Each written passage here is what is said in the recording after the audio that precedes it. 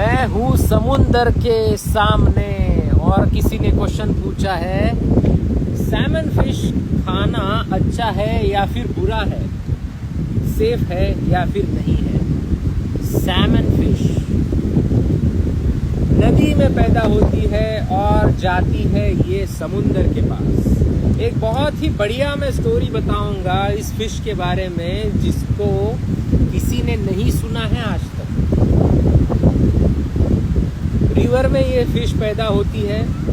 जब ये छोटी होती है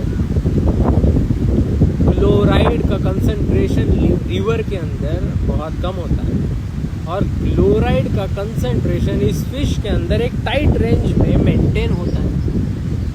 जब ये बड़ी हो जाती है तब ये चली जाती है समुंदर के पास।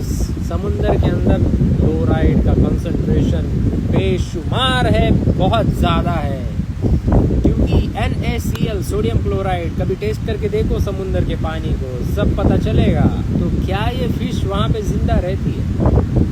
बिल्कुल जिंदा रहती है, क्योंकि 1800 सेंचुरी में एक बहुत ही बढ़िया साइंटिस्ट ने ये बताया था, फिजियोलॉजिस्ट ने, cell internal environment and external environment are two different things.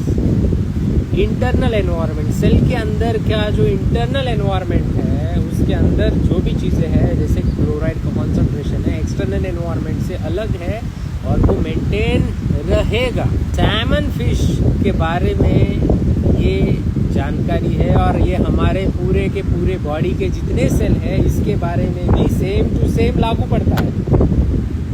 यानी कि इंटरनल एनवायरनमेंट हमारे सेल के अंदर जो भी कंस्टिट्यूएंट्स है, सोडियम है, पोटेशियम है, क्लोराइड है, बहुत इम्पोर्टेंट। इसीलिए अपने बॉडी की रिस्पेक्ट करो, अपने हर एक सेल की रिस्पेक्ट करो।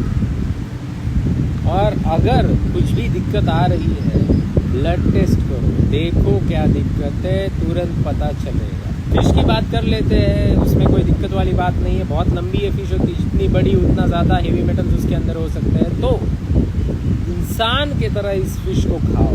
अगर समुंदर के सामने हो तो हफ्ते में एक बार इसको कंज्यूम करना ओके है। That's it. यू वाचिंग प्रथम।